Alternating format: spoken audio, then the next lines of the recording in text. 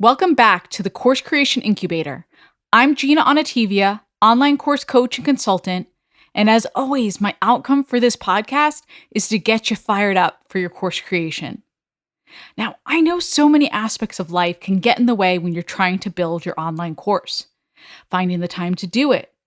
Like when you're working 9 to 5 or you're a busy entrepreneur, maybe you're trying to scale your business, or you've got young kids or maybe elderly parents, whatever it is, I'm well aware that it's tough sometimes to squeeze in that time for your course creation. I get it. It's a very small percentage of course creators that I meet that say to me, Gina, I've got all the time in the world to build this course. Tell me exactly what to do. Just doesn't happen, right? As a result, I know your time is very precious, and I want to make sure that the time you're spending right now listening to me gives you results with your course creation. Today, I'm going to talk about the exact things to do if you're just starting out. If you're listening to me right now and you know why you need an online course, you probably have an idea that can change your business. But maybe now there's a loud, now what, Gina, bouncing around in your head. Congratulations, you are officially incubating. Celebrate. And since this is the Course Creation Incubator podcast, I want to help. When you have a great idea, how do you develop it and see it to fruition? That's exactly what we're going to talk about today. I'm going to walk through 3 elements you really need to build the course, a great best-selling course. So whether you're just starting out and you've been kind of tickled by the idea of starting an online course or interested in it for a while, if you want to learn about the steps to make it all happen, this episode's for you. I have talked to many of you who have incredible missions to help moms or children at risk, or helping corporate folks communicate better. And you're not sure how it then communicates to become a course. This episode is for you. Because when I talk to experts, speakers, entrepreneurs, I naturally assume that you have a course inside of you. I feel like if you're an expert, you have something to teach, you have something to share. And that's great, but I also recognize that sometimes it's difficult to know where to start, which is exactly why I'm recording this today. And by the way, if you've been dabbling in course creation for months or even the last year, this episode's for you as well. It's really meant to give you 3 steps to develop an idea that you have and get it out to market as soon as possible. Like I'm talking in the next few months. It can happen. By the way, this episode is inspired by my game plan. Part of creating a course is, of course, knowing the process. My game plan goes to the 5-phase process I use every time I create a course, whether with my accelerator students, done-for-you clients, or coaching clients. It also has the questions to ask yourself, and also up front, there's a mini guide to help you know if you have a best-selling idea. This game plan can be a game changer for you. Trust me, download it today, especially if you're incubating right now. Go to coursecreationboutique.com/gameplan to get it. It's totally free. I'll link to it in my show notes so you can get it there too. Now, I have a history of getting ahead of myself and jumping ahead or diving into something too quickly. It's the New Yorker in me. I'm really trying to calm myself and chill out a little bit for this topic. But if you feel like you have questions or want me to cover something in a different way, please reach out. I'm at Course Creation Boutique on Facebook and Instagram. I'm always there answering questions and helping fellow course creators out. Make sure you follow me there for course creation tips as well. All right, let's get into incubation mode right now. First and foremost, find a topic and/or a people, an audience that you're passionate about. Your course starts with something that you're hooked on. Sometimes it's a specific transformation, like helping folks over the age of 50 to find a job, to find work.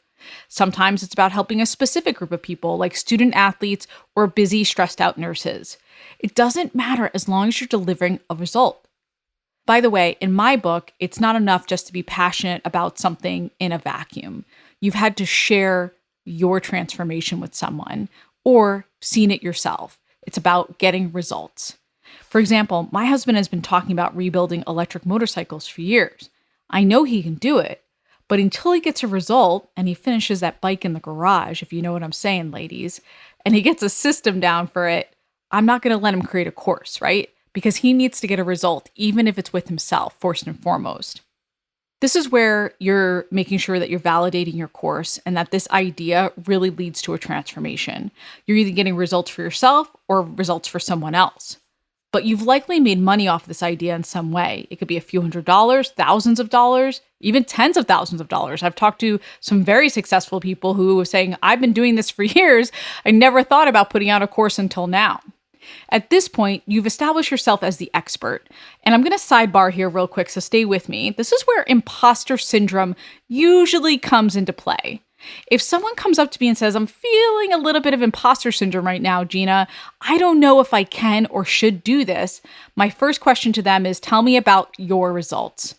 And then inevitably, they're rattling off all these transformations they've seen, either for themselves or for their friends or for consulting clients, coaching clients.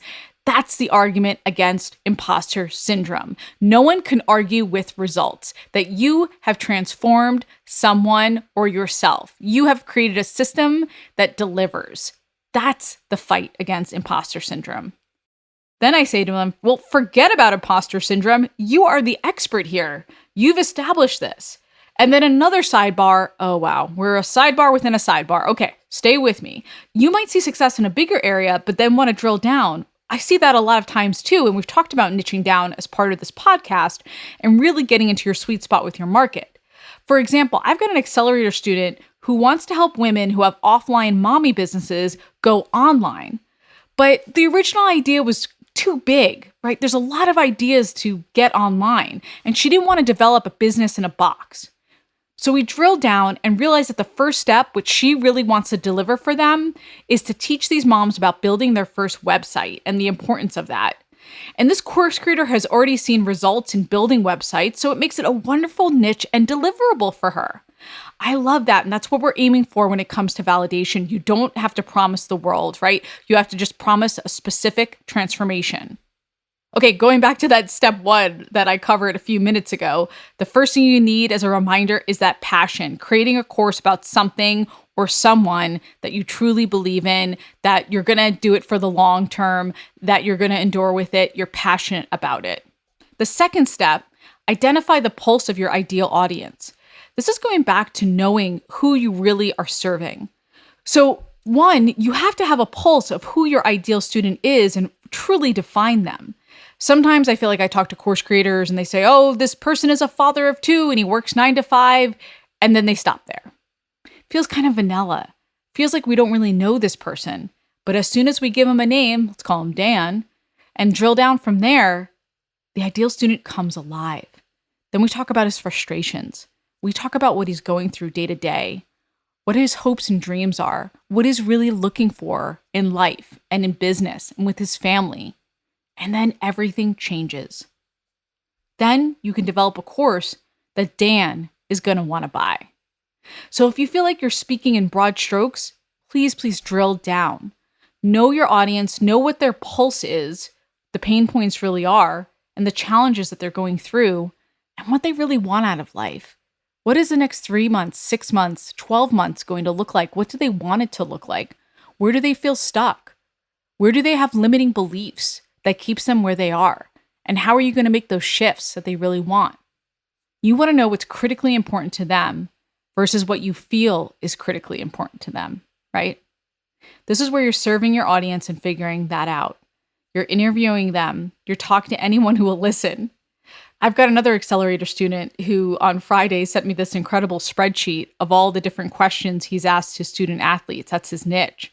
He had all these pain points listed and the solutions that his student athletes were really looking for. I mean, there are dozens of athletes on this list. He interviewed dozens of them, and it's incredible.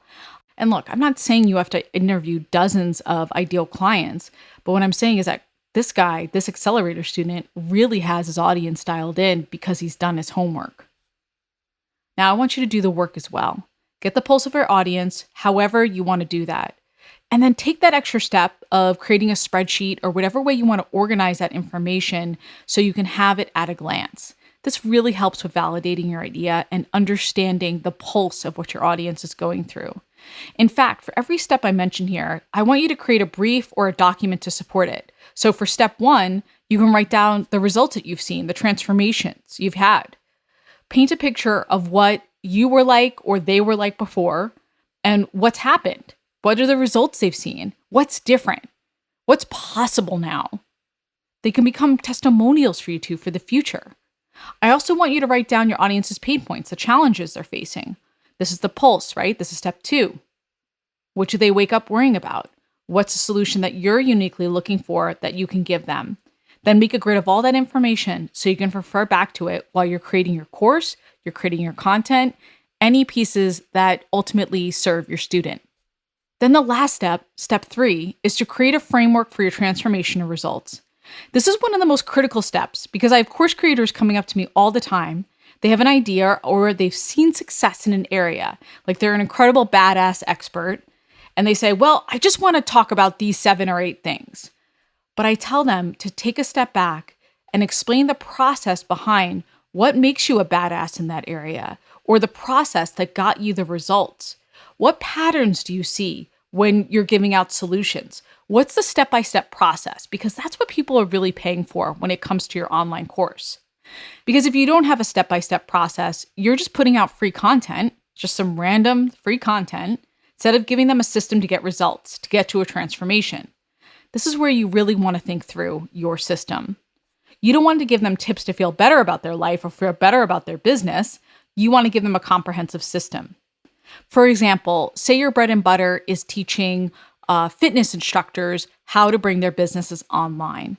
You can dish out free content all day and all night about how to build your list or get a better angle for filming your lessons. But what your people really need and what they're going to pay for is a step-by-step process to building your business online. You want to give them a system that teaches that if you want to create an online course. So to make this structure work, you have to write it down. Write down the step-by-step process for how you're going to give your students the results that they're after. Here's my 5-step process, 3-step, whatever it looks like, get it down on paper. All right, those are the 3 first steps you have to take when you're developing a new course idea. And I've got one last bonus one for you as well. This bonus step doesn't exactly pertain to creating your course per se, but it's something I really want you thinking about as you make these first moves to create your course. Think about the content you can produce right now. I want you to get into the habit of creating content that solves pain points that you've addressed in step 2. Because as a course creator, you're also a content creator. And I want you to identify how you're going to produce content that aligns with your course and helps solve some of the top pain points you've identified. Now, how are you going to deliver this? It might be a blog, a video, podcast, whatever it looks like. Going back to the course creator with his student athletes, he wants to create a blog. So he plans to use that blog to give his student athletes some tips, some help with their pain points, and then he's going to prime them and hopefully sell his course via webinars or a challenge or whatever way he chooses. But it starts with the content. I want you to start thinking about this now because eventually you're going to use this to sell your course via content marketing. And what I don't want is for you to build and finish your course, then go back and have to prime your audience before you can sell it. I want you to be doing both of these things, priming your audience and building your course at the same time. And don't worry, I'll definitely be doing a few episodes about how to create great content and what this content should cover in the near future. So make sure you subscribe so you don't miss those. Now, like I said, I want this down all on paper, all 3 of these steps, or a Google Doc, or whatever way works for you. The topic and people you're passionate about, the pulse of your audience, your transformation framework, and actually let's throw in that content plan or a content calendar for good measure. So you'll have a brief on each of these, or you're going to have one big brief with these 3 sections. And I would keep that content calendar on a separate doc. But it's going to be something you refer to and go back to as you keep creating your course. All right, thanks for staying with me. Don't forget, download your free game plan. It pairs very nicely with this episode and gives you the exact phases of how you're going to create your course. Go to coursecreationboutique.com/gameplan or check out the link in the show notes. I'll see you next week. Please rate and review this episode, especially if you're listening on iTunes, and then subscribe wherever or however you're listening so you don't miss one course creation morsel. Until next week, go create, be you and be brilliant, and get it done.